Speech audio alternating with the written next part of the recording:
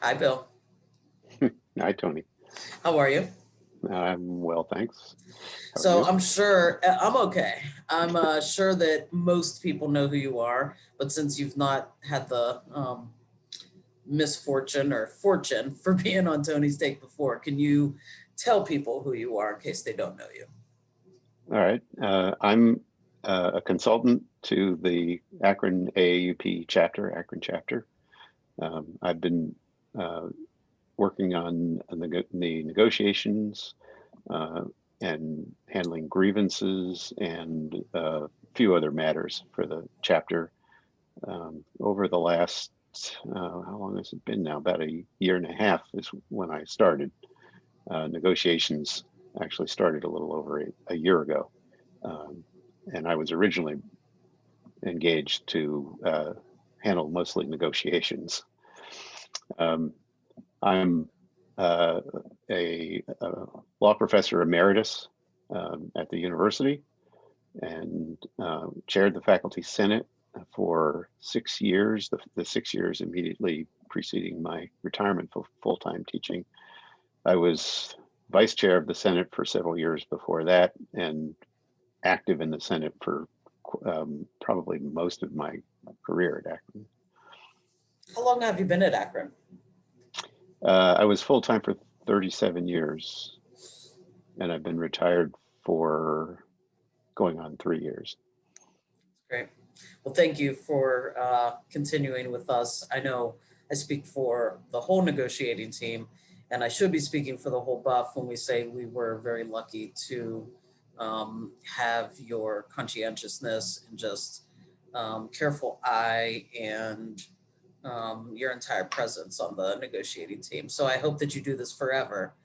Um, so, 6 years from now, when we're 5 years from now, when we're knocking on your door and you're going to tell us no, we're going to beg you to be doing this again. Um, so we're going to talk with Bill about three issues that were on our original platform that I think he's well positioned, well versed to talk about. So I'm going to show you guys which issues those are.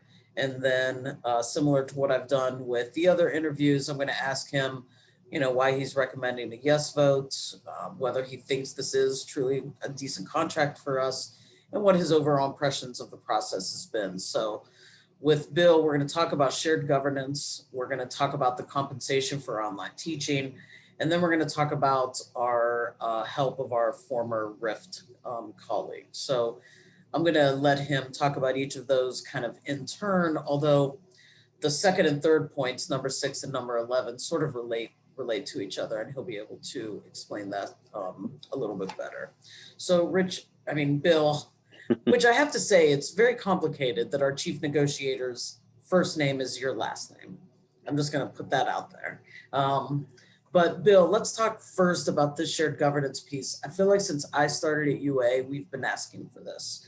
And when you hear this catchphrase in academia all the time, right? This kind of, we need shared governance. And we, I think on our platform proposed, and I think we did propose this, a standing committee with membership from the Senate, the union or the AAUP, and the administration and the board. Um, so, can you talk about whether that was something we got or what we did instead? That's the preview. Go ahead, Bill. All right. Well, shared governance is a subject near and dear to my heart, given my history in the faculty senate. We did propose a committee that would basically constitute a forum for the interaction of leaders of the faculty senate, the chapter, the administration, and the board. But we were unable to get the administration to agree to that.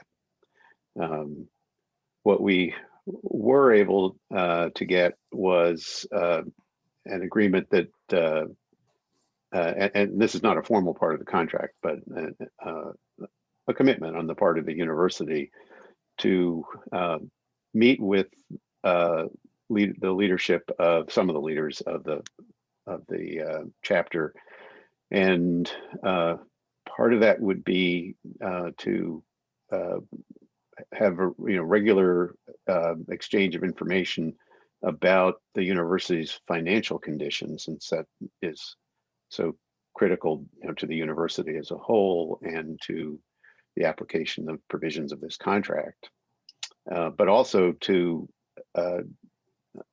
talk about ways in which we could strengthen shared governance.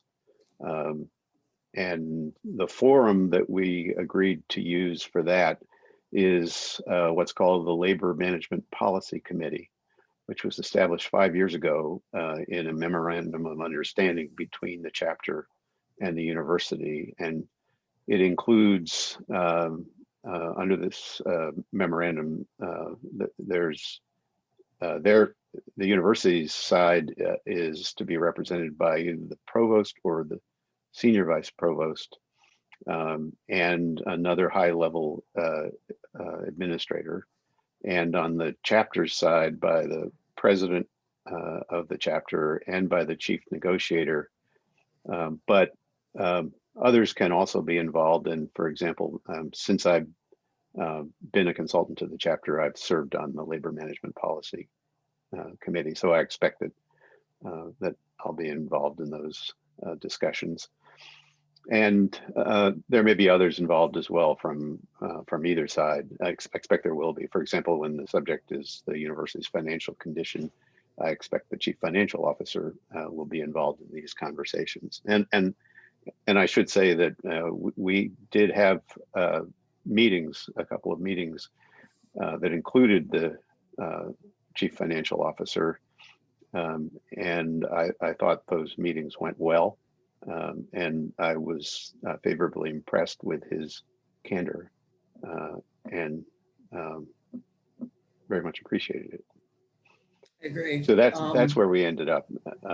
We don't have at this point anything that formally strengthens shared governance, but we do have a process that we've agreed to for working on that and addressing some of the issues that were raised in the chapter's letter to the national AAUP that resulted in the investigation. When you say that the university has committed to doing this, is that just a verbal commitment? Are we going to have something like you had mentioned, memorandum of understanding, like an MOU?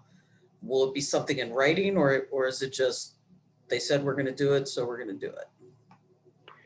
Well, we did talk about creating a memorandum of understanding, but I don't, I think that will grow out of discussions within LMPC.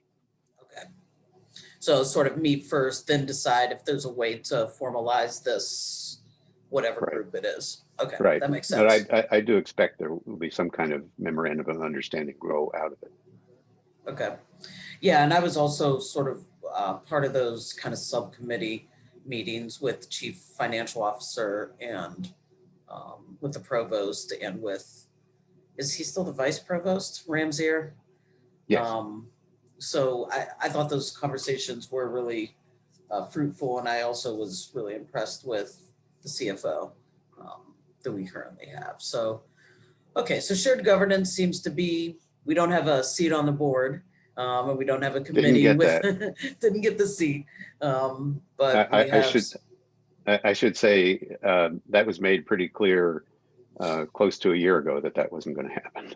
Yeah, I can't imagine that would be happening, at least in this contract negotiations. We'll leave that to the next one. So, okay, so the sixth thing that we have here on this platform was compensation for online teaching and course development. And really, I think this spun out of the fact that we all had to develop these online teaching courses pretty much across the entire campus. And was there a way for us to get some sort of compensation for that, given it is part of the current CBA? So can you talk us through, and this I feel like has been a controversial one. Some faculty are very supportive of it, some faculty aren't. So can you talk us through this and perhaps even dovetail a little bit to what we were able or were not able to do for the Rift faculty. Sure. So under Article 16, Section 10 of the current collective bargaining agreement, the one that is still in force, although it expired formally on December 31st, it still applies until ratification of the new contract occurs. Faculty who develop distance learning courses, online courses, are entitled to compensation. That didn't happen when everybody had to scramble last spring to put their courses online, and there was really no choice about that. Article 16, Section 10, and Article 20, which deals with distance learning, really contemplated faculty members having a choice about doing, developing online courses.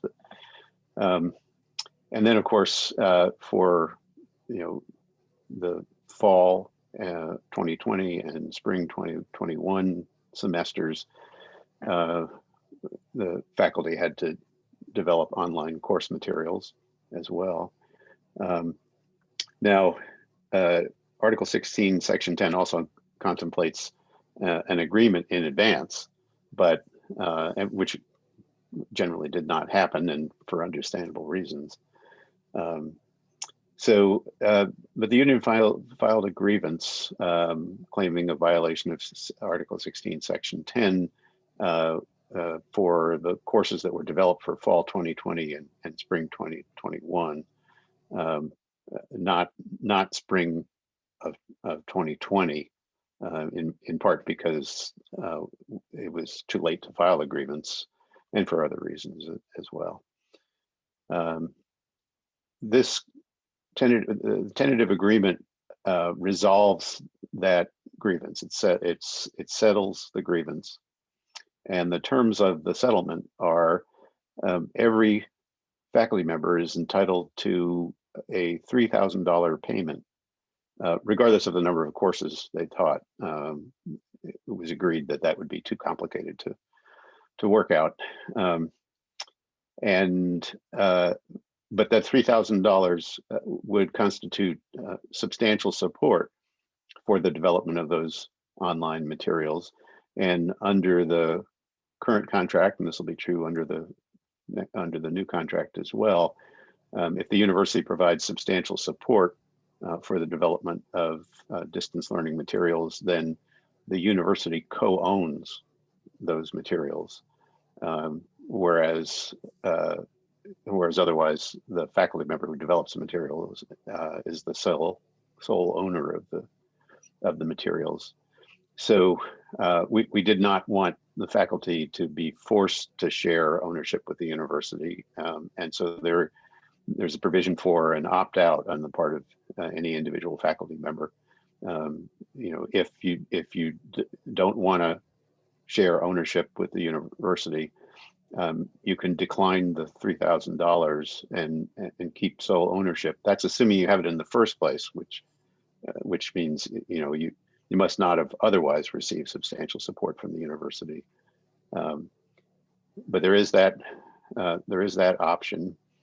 The new contract, for the coming 6 years, eliminates that entitlement to compensation. The university can offer you compensation in order to induce you to create online materials, but there's no entitlement on the part of the faculty member to such a payment, and that's in recognition of the fact that the world has changed, and that this online teaching is probably going to be with us beyond the length of the pandemic.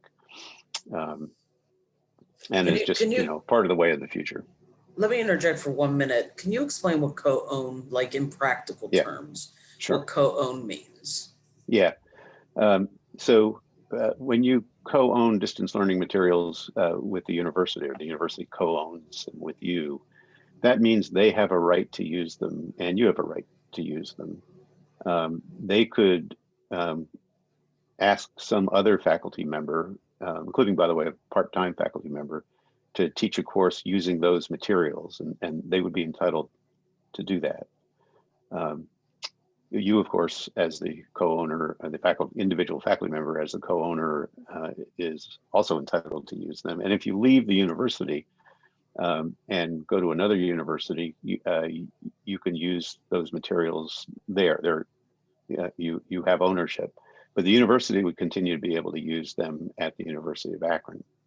So theoretically, that could mean even my recorded lectures, if they're up on Brightspace or something, I could take them, like I could record, I could have them on my own computer and upload them elsewhere. Oh yeah. But Yes. they could theoretically, offer a class where those recorded lectures are me, even if someone else is teaching it. Is that accurate? That's true.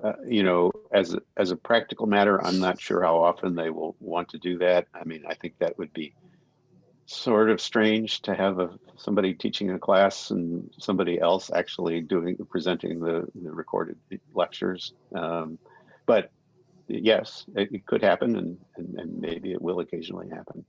Yeah. Okay, that makes sense. All right, now in terms of this compensation, so I feel as though we've gotten feedback in both directions on this. Like, yep, we should be getting, payment for this. It's in the contract, so we should get it. But I think we've also gotten some negative comments, like this is not where our effort should be. There was already a financial crisis that led to the RIF list in the first place. Why are we kind of going after money? And if you could kind of dovetail this into whether or not we were able to get any financial relief for the people who were on the RIF list this past summer. Yeah, actually, before I address that, let me just mention that the $3,000 per person, that'll be subject to withholding taxes and to STRS contributions. So people shouldn't expect to see $3,000. It's going to be something less than that. I would think somewhere, it's going to vary somewhat by individual, but I would think between $1,500 and $2,000 is probably the range that you'll see, probably closer to 2,000. But so keep that in mind. That's good. That's a good disclaimer. Or that's a good explanation, because I'd be looking for my 3,000 in my paycheck and be like, Bill lied. Now, for anyone who's close to retirement, that $3,000 payment will can figure into your final average salary. Okay. And so that could be slightly beneficial for for your retirement pay. Yeah. So yeah, I understand that there was a diversity of opinion among the members of the bargaining unit about whether the union should file that grievance and assert that claim. Our view was that it was something that was owed under the contract, but we were prepared to trade that off to get something else in exchange. One of the things that we wanted and were not ultimately able to get in the negotiations was severance pay for the faculty who were laid off last summer, because the contract was not ratified. The laid off faculty members didn't have the option of severance pay. You may recall that in order to, under the terms of that agreement, if it had been ratified, they would have had to sign releases and give up any claims they might have against the university for wrongful termination. But there was no opportunity for that because the contract was not ratified. The university held very firmly to its position against severance pay for the laid off faculty members. They argued that they were not legally free to provide it once these faculty members were no longer employees of the university. We disagree with that. But in any event, it was clear that they were not willing to provide it, even if they were free to provide it. So what we did, or what we are doing is, essentially offering current bargaining unit faculty members who receive this compensation the opportunity, if they wish, to donate that money or any part of that money, or for that matter, any other money, to a fund that the chapter is setting up for the benefit of the laid off faculty. We hope that a substantial number, a large number of faculty will donate, but it's up to each individual. I should mention that most of the members of the executive committee have pledged to donate their payments to this fund, and then once the donation period is over, we'll have to set these details. But once the donation period is over, we will tally up the money and divide and offer laid off faculty members the opportunity to apply for the money, just be a simple request, and we'll divide it up equally among however many laid off faculty members ask for it. So we're not doing years of service we're not tiering the money, we're just Right. giving it out equally, is that correct? Right. I think we kicked around a ton of different ideas, but we're trying to keep it as simple as possible, especially since we don't know how much we're going to get. Right. And I think the negotiating team has also pledged to give some or part to not only the executive committee, but I think the NT as well. That's right.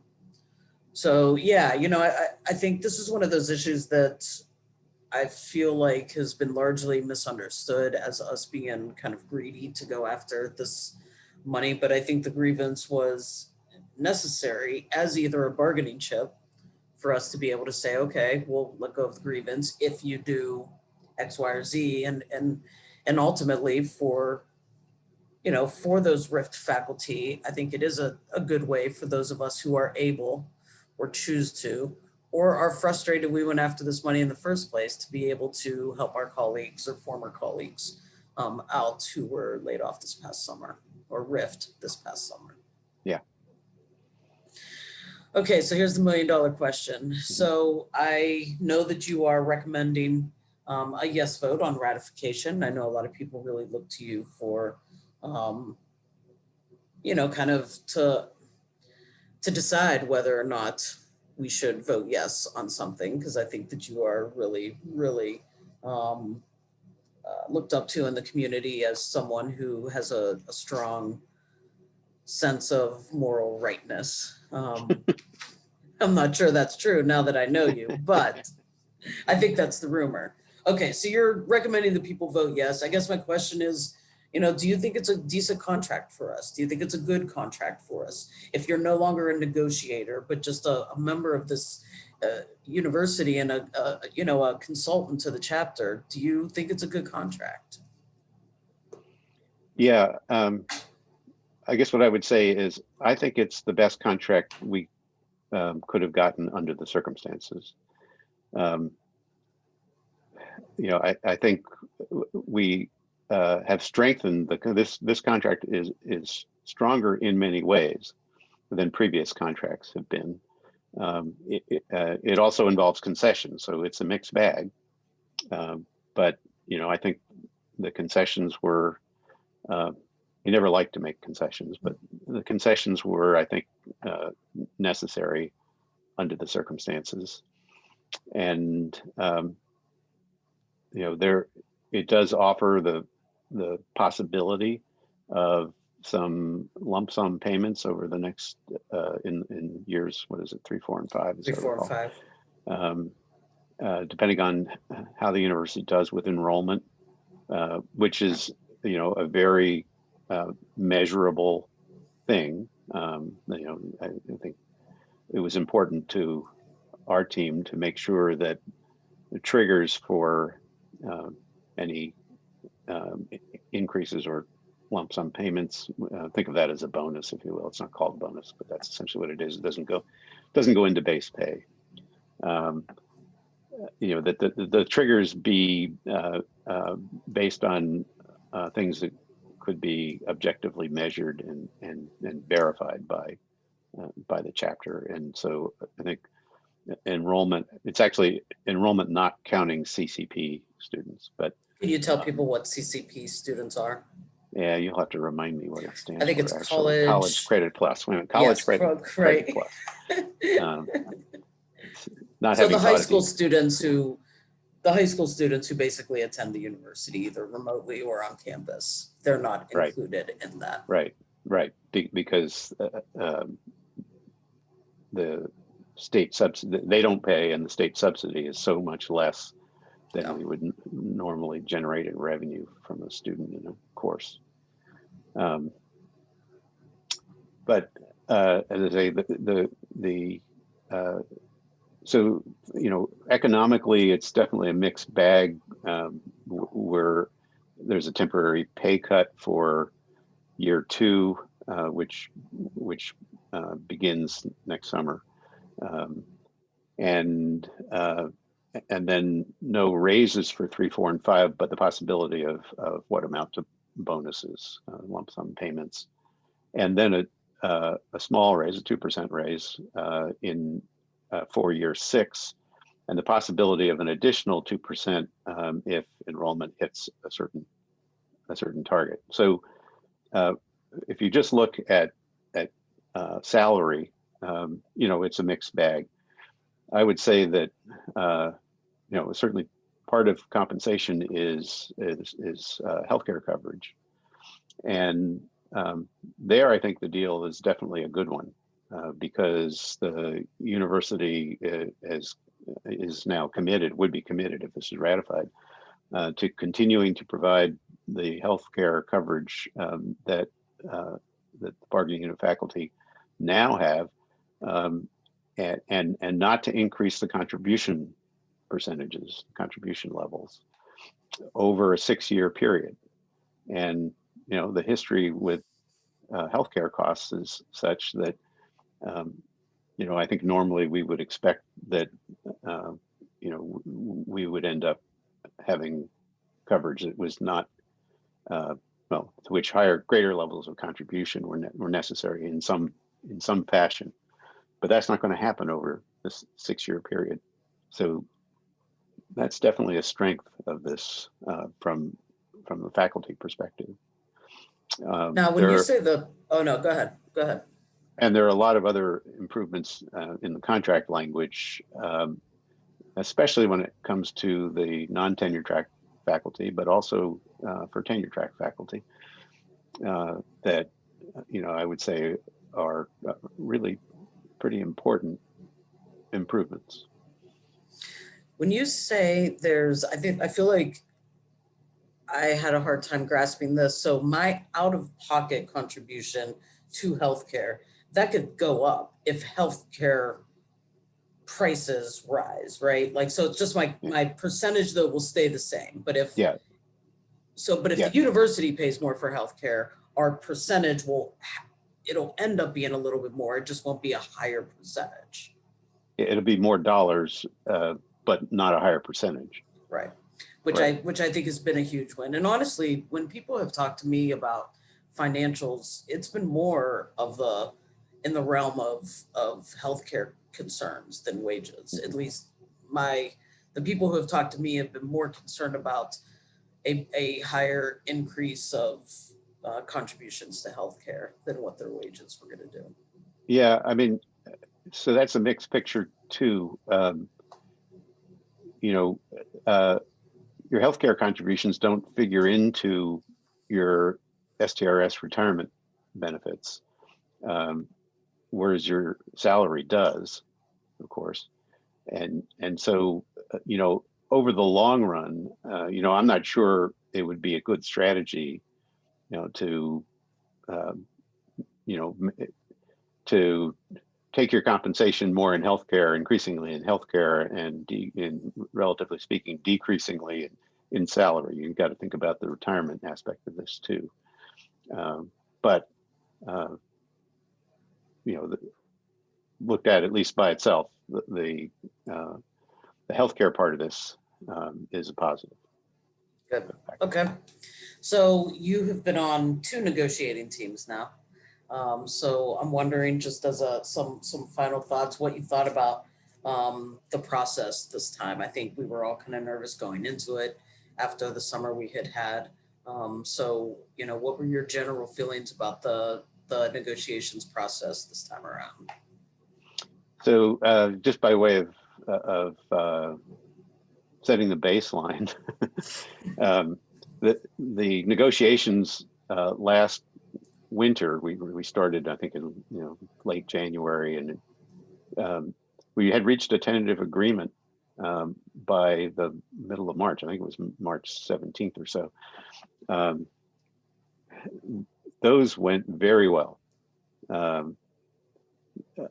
We were able to reach agreement.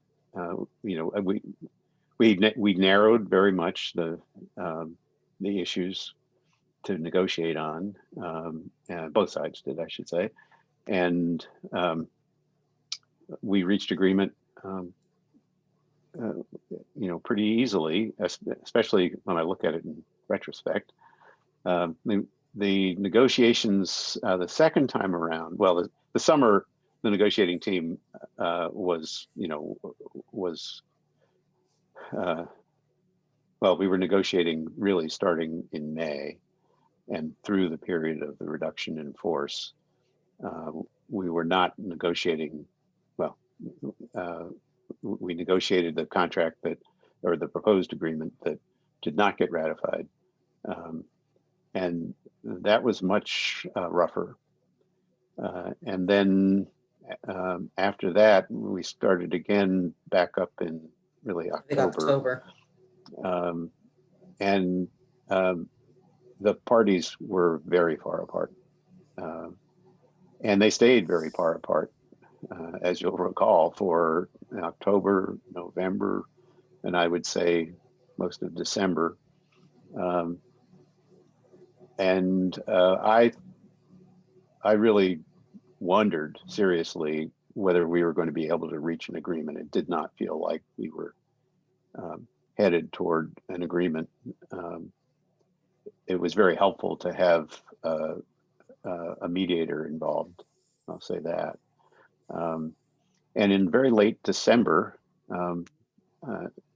there was a breakthrough, and I think for the first time we felt like maybe we would be able to reach a deal that would be acceptable to both sides. Now, it was a bit of a roller coaster for a while, but after a while, it became clear that the university was serious about reaching a deal with us, and we were, of course, serious about reaching a deal with the university.